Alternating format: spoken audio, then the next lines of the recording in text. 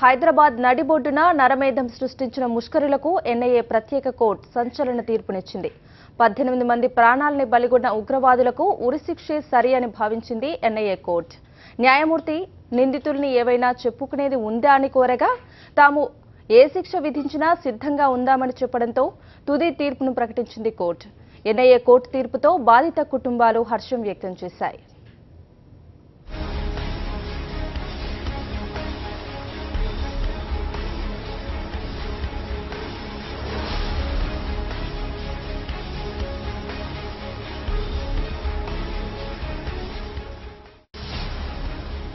దిల్సుఖ్ నగర్ పేలుళ్ల కేసులో NIA court సంచలన తీర్పు.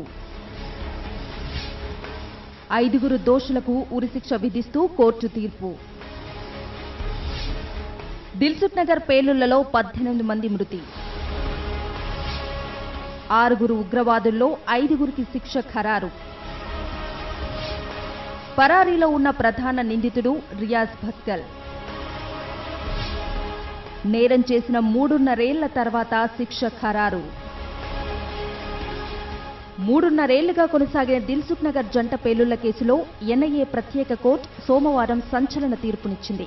కేసులో ప్రధాన నిందితుడు పరారీలో ఉన్నప్పటికీ మిగిలిన 5 నిందితులైన A2 Asadullah Akhtar, A3 Ziaur Rahman, A4 Mohammad Tahseen Akhtar, A5 Yasin Bhatkal, A6 Ejaz Sheikh కు ఉరిశిక్ష విధిస్తూ తీర్పు ప్రకటించింది. ఇప్పుడు ఈ కేసులో రేర్ ఎందుకనంటే ఆ విధంగా ప్లానింగ్ చేసి 18 మంది చనిపోవడానికి కారణమైనందుకు 130 మంది గాయపడడానికి కారణమైనందుకు ఇది ఒక రేర్ కేసు. వాళ్ళు ప్లాన్ చేసి ఎగ్జిక్యూట్ చేసి చేసినారు కాబట్టి డెత్ సెంటెన్సే ప్రాపర్ సెంటెన్స్ అని చెప్పిందండి. దిల్సుఖ్ నగర్ లో విధ్వంసానికి పాల్పడింది ఇండియన్ ముజాహిదీన్ ఉగ్రవాద సంస్థ సభ్యులేనని న్యాయస్థానం ఈ నెల 13న నిర్ధారించిన సంగతి తెలిసిందే. Asadullah Akhtar alias Haddi, Ziaur Rehman alias Waqas, Tehseen Akhtar alias Monu, Yasin Bhatkal, Ejaz షేక్లను నేరస్తులుగా నిర్ధారించి ఉరిశిక్షను విధిస్తున్నట్టు ప్రకటించింది. ఈ 5 దోషులు హత్య, హత్యాయత్నం, దేశద్రోహం, కుట్ర వంటి అభియోగాలకు సంబంధించి 109 సెక్షన్లతో పాటు పేలుడు పదార్థాల చట్టంలోని 35, ప్రజా ఆస్తుల ధ్వంసం చట్టంలోని సెక్షన్ 4, చట్ట వ్యతిరేక కార్యకలాపాల చట్టంలోని 16, 17, 18, 19 సెక్షన్ల కింద అభియోగాలు రుజువయ్యాయి. పాకిస్తాన్కు చెందిన వకాస్పై విదేశీయుల చట్టంలోని సెక్షన్ 14, 2(3) కింద నేరం నిరూపణ అయింది. చర్లపల్లి జైల్లోని ఎన్ఐఏ న్యాయస్థానంలో తుది వాదనల అనంతరం నిందితులకు శిక్షలు ఖరారు చేసింది కోర్టు. నిందితులకు మరణశిక్ష పడటంతో ఘటనలో ప్రాణాలు కోల్పోయిన వారి బంధువులు హర్షం వ్యక్తం చేశారు. అయితే శిక్ష వెంటనే అమలు చేయాలని కోరారు. పెద్ద శిక్ష ఉరిశిక్ష విధించడం ఓకే, కానీ అది అందరికీ న్యాయంగా అంటే ఇంకా ముందు ఏం రాకుండా చూసుకోవాలి. 2013 ఫిబ్రవరి 21వ తేదీ సాయంత్రం దిల్సుఖ్ నగర్లో 107 బస్ స్టాప్, A1 మిర్చి సెంటర్ వద్ద సెకండ్ల వ్యవధిలో జంట పేలుళ్లు జరిగాయి. ఈ ఘటనలో 18 మంది మరణించారు, 132 మంది గాయపడ్డారు. అనంతరం దర్యాప్తును ప్రారంభించిన ఎన్ఐఏ ఈ 5 నిందితులను దేశంలోని వివిధ ప్రాంతాలలో అదుపులోకి తీసుకుంది. వారిని కోర్టులో ప్రవేశపెట్టిన అనంతరం నిందితులందరినీ చర్లపల్లి జైలుకు తరలించింది. కేసులో బలమైన సాక్ష్యాలను సేకరించిన ఎన్ఐఏ దర్యాప్తు బృందం కోర్టు ముందుంచింది. కొన్ని నెలల పాటు రంగారెడ్డి జిల్లా కోర్టులో కొనసాగిన విచారణ చర్లపల్లి జైలు నుంచి నిందితులను తరచుగా రంగారెడ్డి జిల్లా కోర్టుకు తరలిస్తుండటంతో భద్రతాపరమైన కారణాల దృష్ట్యా చర్లపల్లి కేంద్ర కారాగారంలోనే వీరి విచారణకు ఎన్ఐఏ ప్రత్యేక కోర్టు ఏర్పాటు చేశారు. విచారణలో భాగంగా 157 మంది సాక్షుల వాంగ్మూలాలను రికార్డు చేసింది. 201 మెటీరియల్ను సీజ్ చేశారు. 502 డాక్యుమెంట్లను న్యాయస్థానం పరిశీలించింది.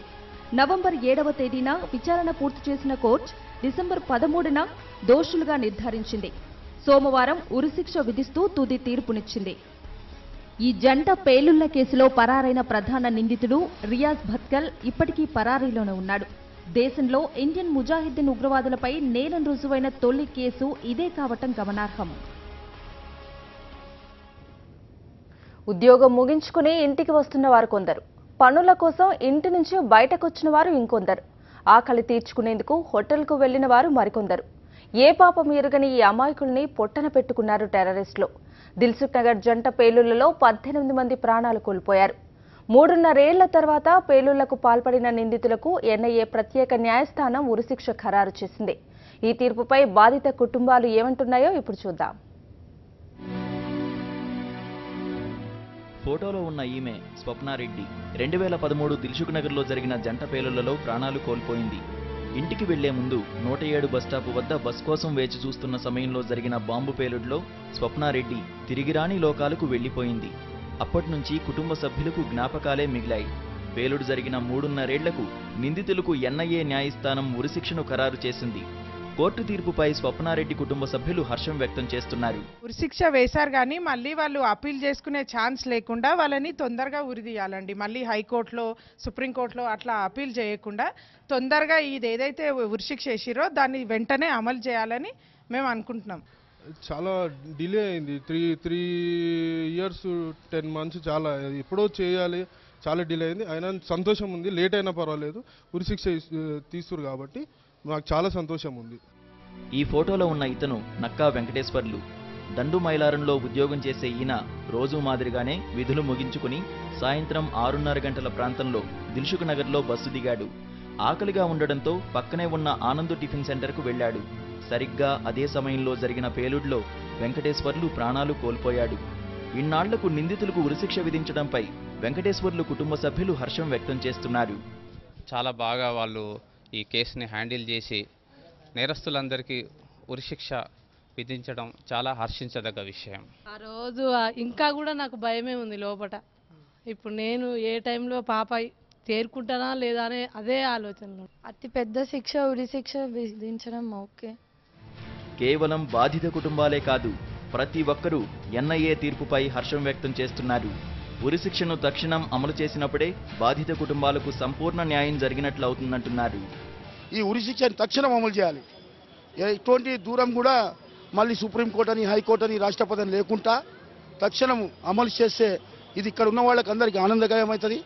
తద్వారా లేకుంటే వేరే నాయకులు వచ్చేసి ఓట్లకో ఇంకో దానికో పోలుతారు. అది లేకుండా బాధితులకు న్యాయం జరగాలంటే తక్షణం ఉరిశిక్ష విధించాలని నేను కోరుకుంటున్నాను. ఇలాంటి అభద్రతతోని ప్రతి మనిషి రోజు చస్తూ బ్రతకాలి అంటే కష్టం కాబట్టి ప్రభుత్వాలు చర్యలు తీసుకోవాలి.